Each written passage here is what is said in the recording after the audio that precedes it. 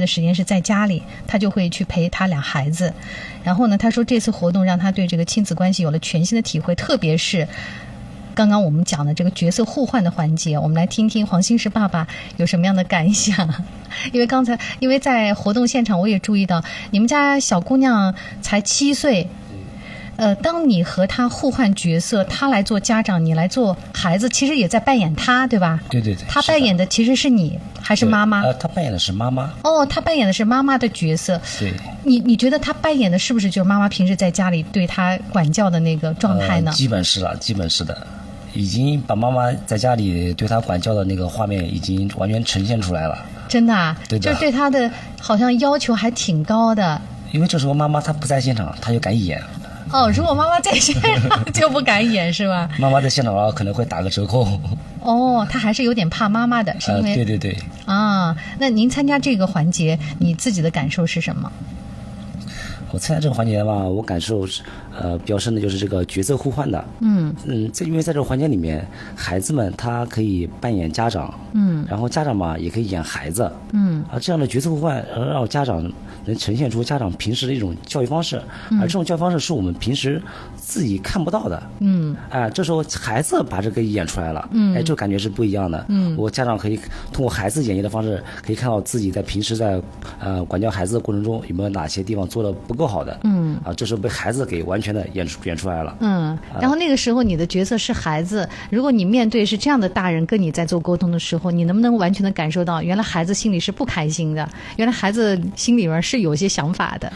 原来在家里面是感受不到的，因为那时候是孩子到点了，你该写作业写作业，你该玩就玩。但是这个时候的话，其实我们是没有顾及到孩子的一些心理的变化的。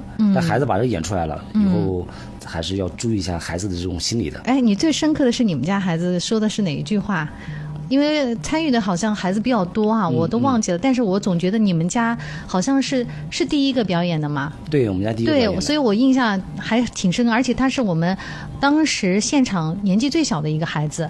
是的。但是他当时即兴表达出来的一些话语，完全是妈妈平时对他说的那些话。对。所以想都没想，对吧？对。就是可见他是在这样的一种家庭氛围当中成长起来的，所以妈妈对他的影响是很大的。对的，是的，因为我平时工作在外，然后陪伴时间比较少，那么妈妈对他的影响其实是最大的。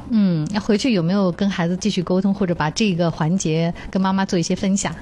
是的，回去跟妈妈说了一下，妈妈也对他点赞，然后他还很开心，对他妈妈对他的表现点赞。那妈妈有没有反思一下，说，我们家丫头怎么演得那么像我有没有什么问题？妈妈没有看到画面。其实应该是让妈妈作为一个观察者，对吧？在作为第三个视角去看你们父女俩的那个互动，可能更有意义。对，后来我跟那个宝宝说，然后改天我们再演一下给妈妈看。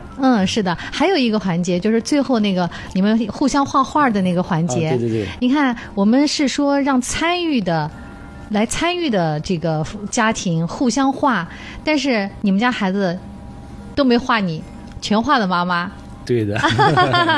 那个时候你看了是不是有点失落？就是会觉得好惭愧，我们因为工作特殊嘛，陪伴孩子时间少。那时候看完这画面嘛，有惭愧，但也挺开心的。因为妈妈在家里的地位那是 No.1 的。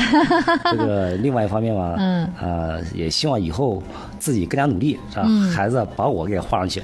即便是可能陪伴孩子时间少，但是不在于那个时间的长短，在于那个陪伴的质量。对，这个很重要的。是的。好，雨欣，此外你还想透过我们今天的这个直播，想跟我们南通的学